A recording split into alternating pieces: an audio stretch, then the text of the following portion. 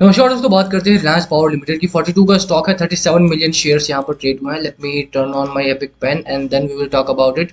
तो ओवरऑल अगर आप देखेंगे ना, तो स्टॉक में लगातार एक अच्छी तेजी यहाँ पर है। 40 रुपये क्रॉस किया, 34 रुपये का स्टॉक था और वहां से लगातार यहाँ पर तेजी आई है।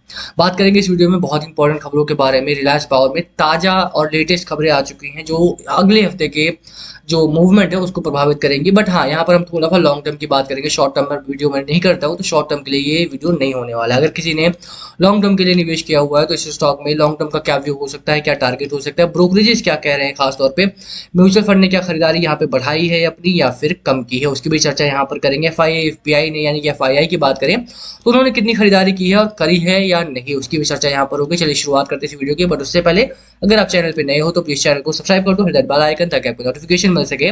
चलिए स्टार्ट करते हैं। सबसे पहले बात करें रिलायंस पावर के चार्ट पैटर्न की, और उससे भी पहले बात करें यहाँ पे देखिए चार्ट पैटर्न अगर आप देखेंगे ना, चार्ट पैटर्न काफी बेहतर है। स्टॉक में लगातार यहाँ पर गिरावट हो रही थी, लगातार एक चैनल में ट्रेड कर रहा था स्टॉक आपका, और ये चैनल ब्रेकआउट हुआ और एक अच्छी खासी हाई लगाया। मैंने चैनल पहले भी ड्रॉ करा था, बट अब चैनल जो है वो रिवर्स हो चुका है।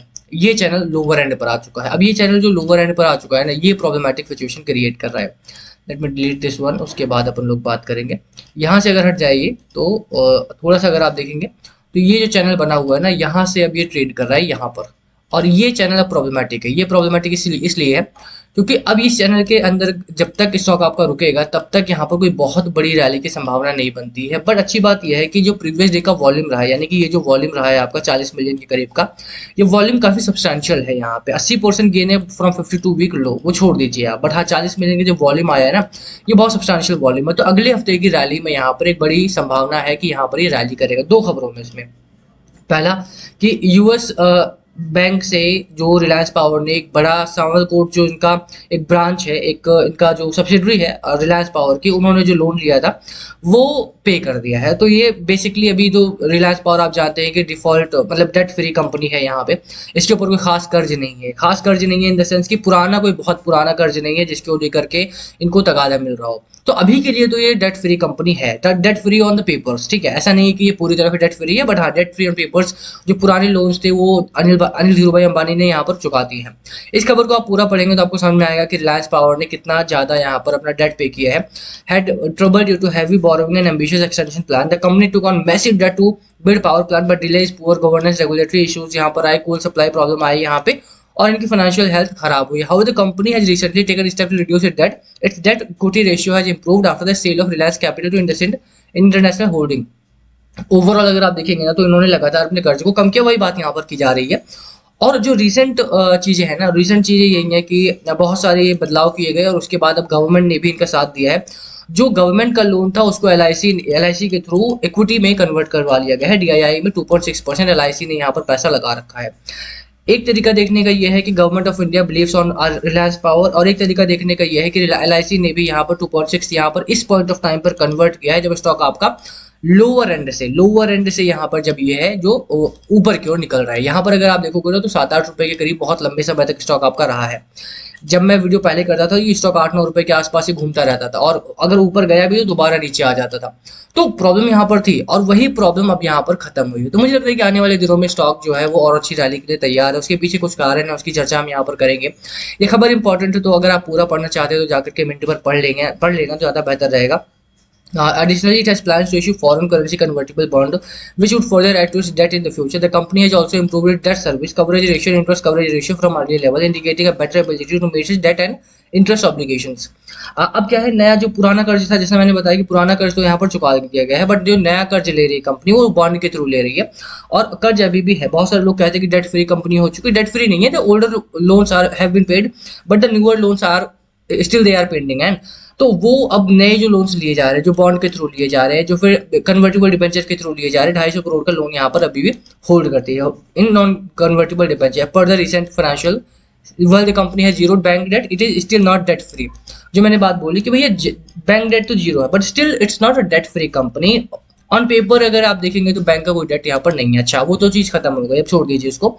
कंपनी यहाँ से मूव कर रही है, कंपनी मूव कर रही है ऑन द हायर साइड। 3 साल का अगर आप एवरेज रिटर्न देखेंगे 183% का दिया है, 5 साल में 78% का रिटर्न दिया है। एक रुपए 2 रुपए के आसपास कंपनी आ चुकी थी, वहां से 53 का हाई लगाया, 42 पर सेटल्ड है कंपनी। अब यहाँ से ये बुलिश जोन में और स्ट्रॉन्ग बुलिश जोन में कंपनी कामकाज कर रही है। मैं आपको इसका मंथली चार्ट दिखाता हूँ यहाँ पे। अगर आप इसका मंथली चार्ट देखेंगे तो वो बहुत ही गजब का है। कंपनी ने 300 रुपए तक के, 400 रुपए तक के भी हाई यहाँ पर लगाए हैं, लेट मी शो यू। और उसके बाद यहाँ पर अगर आप देखेंगे तो जो स्टार्ट हुई थी ना कंपनी, वो स्टार्ट ही यहाँ से हुई थी कि जो कंपनी है वो 300 रुपए के करीब से स्टार्ट हुई थी, ठीक है। वहां से फिर नीचे गिरना स्टार्ट हुई है। तो अभी के लिए जो एक्सपेंशन वगैरह का जो प्लान था इनका, वो ऑन होल्ड है।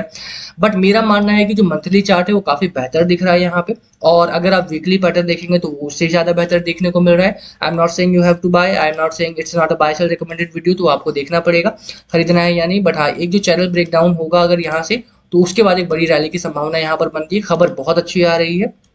अभी भी अगर आप देखेंगे जो लेटेस्ट खबर है वो यही है कि रिलायंस पावर का शेयर प्राइस अब यहाँ से बढ़ना स्टार्ट होगा। क्या टारगेट आ रहा है, शेयर प्राइस टारगेट की बात करें, expecting more upside in Reliance power share price. Mahesh M Ojha AVP research के जो फाउंडर है, उन्होंने 44 रुपए के आसपास का हर्डल है, बट 48 टू 52 के लेवल्स जल्द ही यहाँ पर देखने को मिलेंगे, यानी कि 44 रुपए के आसपास में एक हर्डल देखने को मिल रहा है यहाँ पे। ऑब्वियस सी बात है कि जो ये लेवल है, यानी कि जहां से चैनल ब्रेकआउट होगा, जो मैंने आपको स्टार्टिंग में बात बोला कि ये चैनल है, चैनल के ऊपर जब तक नहीं निकलते तो प्रॉब्लम है। और चैनल ब्रेकआउट 44 के ऊपर ही हो रहा है, अच्छा वॉल्यूम आया है। नेक्स्ट वीक में अगर चैनल ब्रेकआउट होता है तो यहाँ से 52 तक के लेवल्स भी आपको देखने को मिलेंगे स्टॉक में। और वो लेवल्स वो वाले होंगे जो प्रीवियस हाई था स्टॉक का, वहां तक जाता हुआ स्टॉक देखने को मिलेगा। अगर 52 का लेवल्स यहाँ से ब्रेकआउट होता है तो उससे पहले जो लेवल्स आ रहे थे आपके सामने, यानी कि जो 64 और 68 के लेवल्स थे, जो टारगेट पहले आ रहे थे बिफोर द फॉल स्टार्टेड, तो वो लेवल्स आपके लिए खुलेंगे और वहां से स्टॉक में दोबारा से रैली की शुरुआत, बड़ी रैली की शुरुआत वहां से होगी। बट 44 के ऊपर एक अच्छी पॉजिटिव बुलिश रन में स्टॉक आपका एंटर होता हुआ देखने को मिलेगा। जहां तक मैकडी की बात है, मैकडी अच्छा कामकाज कर रहा है। यहाँ पर एक बुलिश पैटर्न बना हुआ है, मैकडी क्रॉसओवर पैटर्न है, यहाँ पे बुलिश साइन है। आरएसआई की बात करें, आरएसआई आपका 54 के लेवल पे आ चुका है, यानी कि यहाँ पर भी न्यूट्रल टू बुलिश साइन यहाँ पर भी देखने को मिला। तो चार्ट पैटर्न बहुत ही अच्छा प्लेस्ड है। यहाँ पे 44 का एक रेजिस्टेंस फेस जरूर कर रहा है स्टॉक आपका, लेकिन वहां से अगर निकलता है तो 52 तक के लेवल्स देखने को मिलेंगे। एक जो स्टॉप लॉस मेंटेन करने के लिए अब महेश एम ओझा जी बोल रहा हूँ 36 रुपए के आसपास का है। शॉर्ट टर्म टारगेट 48 से 52 रुपए का हो सकता है, ठीक है। तो ये जो रही रिलायंस पावर की बात। स्टॉक अच्छा है, कंपनी बेहतरीन कामकाज कर रही है, धीरे धीरे करके इंप्रूव जरूर हुई है। Debt free, still not a debt free company, bank debt नहीं है, but they have debt from non convertible debenture, bond का डेट है इनके पास, और जो नया डेट लिया गया है, जब older ones have been paid off but the newer ones are still pending, तो वो आपको ध्यान रखना है। साथ में रही बाजार की बात, तो बाजार अभी अच्छा कामकाज कर रही है। एटलीस्ट इंडियन मार्केट और एशियन मार्केट में अच्छा यहाँ पर तेजी है। खासतौर पर अगर आप देखेंगे तो बैंकिंग सेक्टर और जो पावर सेक्टर के एंसिलरी सेक्टर्स हैं, वहां पर एक अच्छी रैली की संभावना बनती है। ये हफ्ता काफी अच्छा रहा, नेक्स्ट वीक कैसा होगा वो नेक्स्ट वीक में पता लगेगा। बट हाँ, still market are on the higher side. Market में अभी एफआईआई डीआईआई दोनों ही खरीदारी कर रहे हैं। डीआईआई ने थोड़ी बिकवाली जरूर की है, but as soon as the FII start selling, DII enter and they start buying, तो वो मतलब जो बैलेंस है ना वो बना हुआ। तो मुझे लगता है कि आने वाले दिनों में ये बाजार जो है थोड़ा बुलिश रन की तरफ ही झुका हुआ रहेगा, but still it's not out of the waters. तो वो थोड़ा देख करके चलना है आपको। बाकी स्टॉक अच्छा है, कंपनी अच्छी कामकाज कर रही है, बाजार भी बेहतर की ओर है। अभी पूरा बुलिश रन यहाँ पे स्टार्ट नहीं हुआ है, बट स्टिल यहाँ से अब शुरुआत धीरे धीरे करके हो सकती है। तो 1 महीना 2 महीना 3 महीने वोलेटिलिटी थोड़ी रहेगी, बट आफ्टर दैट जो हमारा स्टार्ट कोविड के टाइम पे जो बुल रन स्टार्ट हुआ था, जो 2 साल 3 साल चला था, वो यहाँ से दोबारा स्टार्ट होगा। Not at that scale, but हाँ यहाँ पर दोबारा से स्टार्ट बुल रन होने की संभावना जल्द ही है। बाकी इस वीडियो को यही खत्म करेंगे। पसंद आया तो लाइक करना, चैनल पर नए हो तो सब्सक्राइब किए बिना मत जाना। Thank you for watching and yes the famous disclaimer, this video was not for buy sell recommendation.